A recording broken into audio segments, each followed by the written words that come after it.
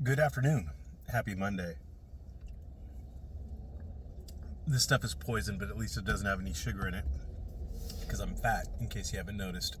Anyway, I just got through watching a video from about November 15th where Lane Myers loses as defendant, he loses to a plaintiff who has filed an injunction against civil harassment against him. And I might just watch this video at some point in time on a live stream just to go over it, because I mean it is just absurd. It is Lane Myers doesn't know his asshole from his elbow. He has no idea what's going on in there, in the courtroom, around the courtroom, procedure-wise or anything like that. He has no idea what's going on. He asks the court questions one would expect of a pro per litigant who doesn't know his way around a court. You know, the things that he asked were appropriate for a pro per litigant to ask, except he's a genius, right? He's a legal scholar. He's a legal know-it-all. He just doesn't display it, I guess, when he's in court. And as far as people who keep telling me about this 14-0 record that Lane Myers allegedly has in court as a pro per litigant, or a pro se litigant, well, November 15th of 2024 was a big L. So there's at least a -1 after that number. It's not 14-0. It's at least -1. So thanks guys. Cope harder. Your boy sucks as an attorney and as a human being. Anyway, some general comments. First of all, I honestly can't believe that Lane Myers didn't catch a contempt. Judges in Arizona in the two hearings that, well, I guess I've seen 3 hearings now. They have been so utterly lenient to Lane Myers. It is absurd. Like, I can't imagine getting away with the shenanigans that Lane Myers got away with. And yet he did, so, fair play to him. Another thing is that Lane Myers really got all confused when he was arguing the legal harassment definition. He was there in court on a petition for a injunction for civil harassment, which is 12-1809. I could be wrong about that. Which is it's civil, so, it has the civil burden of proof. It's a civil issue. It's not a criminal issue.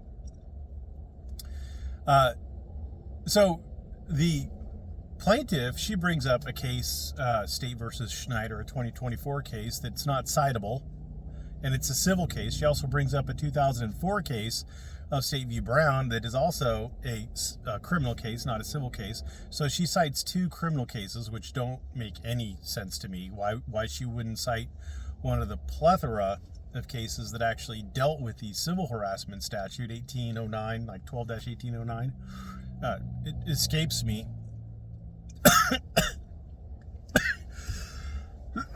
Excuse me. And I am a little bit more, I guess harsh on her because she is an actual attorney, whereas Lane Myers just has sycophants who pretend that he knows as much as or more than an attorney.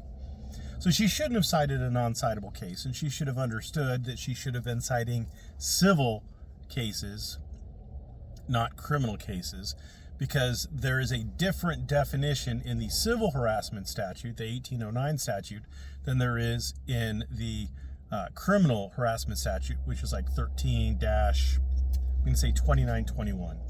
It's different. You might, one's in the civil section 12, one is in the criminal section 13, which should be your first clue.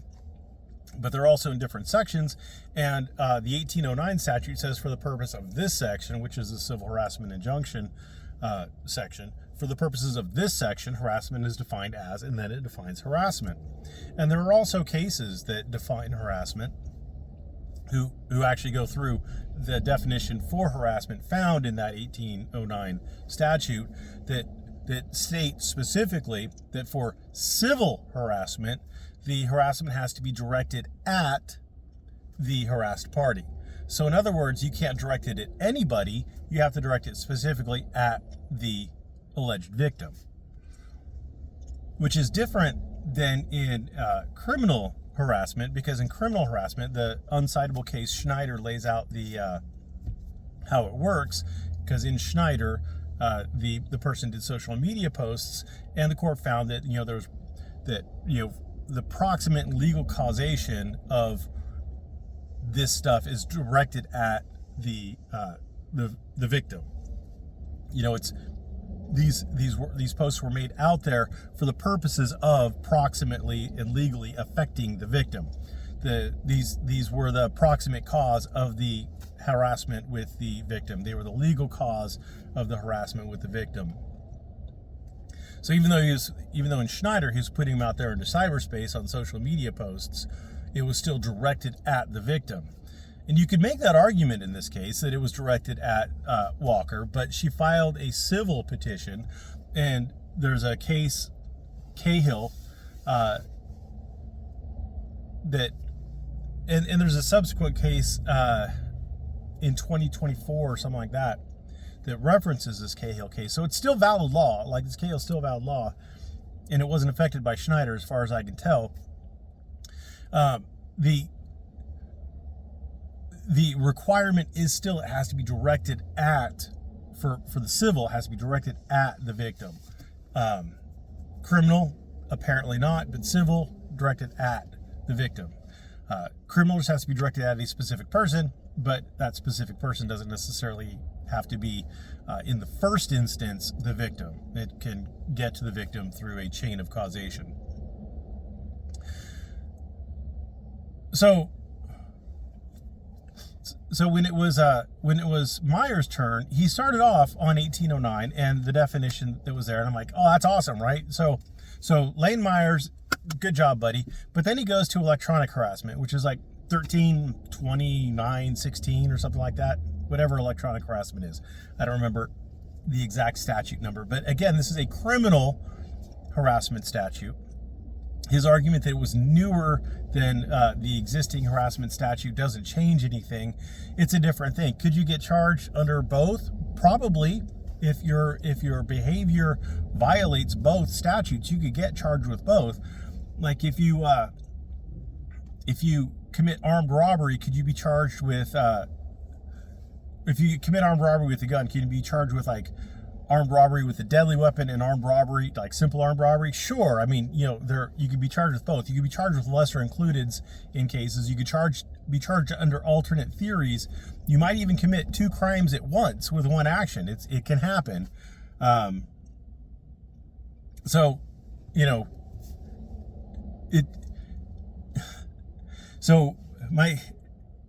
His argument about why this should somehow be under a criminal electronic harassment definition of harassment, when there is a definition of harassment in the specific section that says, for this section, this is the specific definition of harassment, it just boggles my mind. And then he flipped over to workplace harassment, which is like 12-1810. And for that particular statute, it requires at least we're in civil, right? But it requires that the petition has to be filed by either the employer or an agent for the employer. Essentially, it has to be filed by the employer. And last I checked, Lane Myers wasn't her employer, and she wasn't his employer, and so just from the word jump, it doesn't apply at all to the particular situation. And again, why would you go to that particular statute for a definition for harassment and not the definition of harassment that's in the actual section that she filed her petition under, which is 1809? It just doesn't make sense. Like if he just like had the clarity to argue like, no, Your Honor, actually the section for 1809 applies, and here are some cases that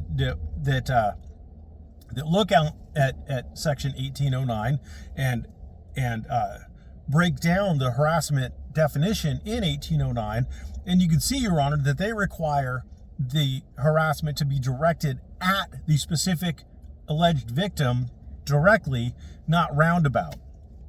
And Cahill, the one that was the subject matter of he was talking like he overheard someone talking bad about him to other people, But that's not enough. It's, even though it was, talking about him, it wasn't directed at him. And for civil harassment, it can't curlicue around to come back to him. So he could have had a good argument. Honestly, he could have had a good argument. But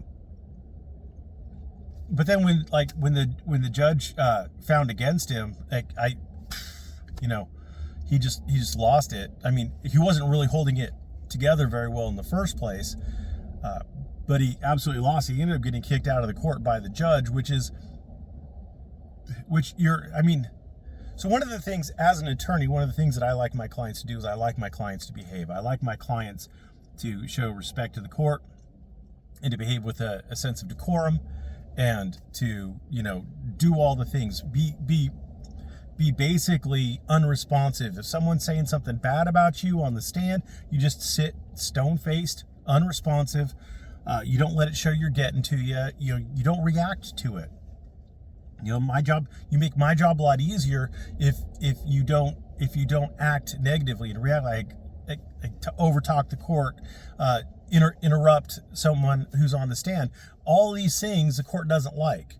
And if it comes down to, like, who am I going to believe? And I don't know, he seemed credible and she seems credible, so they're both kind of about the same thing. Well, how's the court going to make a decision on which way to believe? Well, the court's going to let little things like, I don't like this dude, be that last little tipping point. So if everything else, all other things being equal, the court not liking you might be enough to get the court to rule against you. And that's the last thing I want as an attorney. So then the judge, in making his decision, his statement of decision, stating it on the record, he cites to the case, the criminal case, that the plaintiff attorney cited. And he found that non-citable criminal case, which dealt with the criminal harassment statute, like 13-291 or whatever it is, 2921. Anyway, he found that, that case applied to this, and it just, I don't understand it. Now, I'm not saying necessarily that a court of appeals will disagree with the judge, but I'm saying that if you look at the existing state of the law, I am an attorney, but I'm not an Arizona attorney, but as someone who understands how to read laws, and I've looked at the cases, I don't see how the court can get there. It doesn't make sense to me. I think the court made a mistake. I think that is an appealable issue if he did not give up his rights to appeal. December, January, February, March. I mean, he might, I'm assuming that he has 6 months to file an appeal. I don't know exactly in Arizona, but assuming he still has a right to appeal, that might be grounds for a valid appeal. His suggestions that he was going to sue the court, whatever, dude, that is not it's not a thing. You're never going to scare a judge. You're never going to even cause a judge a moment of concern by saying you're going to sue the judge. You're just not going to. I don't recommend it. I don't recommend call flooding judges. I don't recommend trying to contact the judge's staff. I don't recommend anything like that. It has never been productive. Show me one case where it has had a positive impact for the defendant, for your guy. And you won't be able to show me one. It doesn't work. It doesn't work. Judges are specifically supposed to not take into consideration things like call floods. I mean, that is one of the things they are specifically not supposed to take into consideration. So all told, it was fairly interesting. Apparently I have 4 more videos that were recommended to me with links. So I'm gonna go through those, and we'll see how they shake out. But the first one was very interesting. I thought the last arraignment was somewhat interesting. The preceding time where he was at a motion hearing, losing all of his motions prior to trial, and the court ended up terminating call because the court found out that he was broadcasting it. I thought that one was interesting, but I mean, this guy, wow, it'll just be interesting to see how these others shake out. He's interesting to watch. I mean, just like a train wreck. He's just a train wreck in the courtroom. No idea what he's doing, bumbling and stumble fucking around. But he's doing it, and it's just insane to watch. I still don't know how the guy doesn't have a contempt. Anyway, that's all I got for you today. Thanks for watching. Good luck to you, Lane Myers. You know, I don't have any negative, really, feelings for you. I think you're a fucking idiot. You really need mental help, but you know, I can see under Arizona law why, as far as the civil harassment restraining order goes, I can see why you might think that should not apply to you. I think you had at least a reasonable argument. You shouldn't have gone to her place of employment. That was bad. You shouldn't have posted up her personally identifiable information. That was bad. You shouldn't have called her and left the voicemail, but I think there's a good argument that those would not be considered civil harassment in Arizona. I think there's a good argument. I'm not saying that you'd win on it, but I think there's a good argument. Anyway, thanks for watching. Have a great day.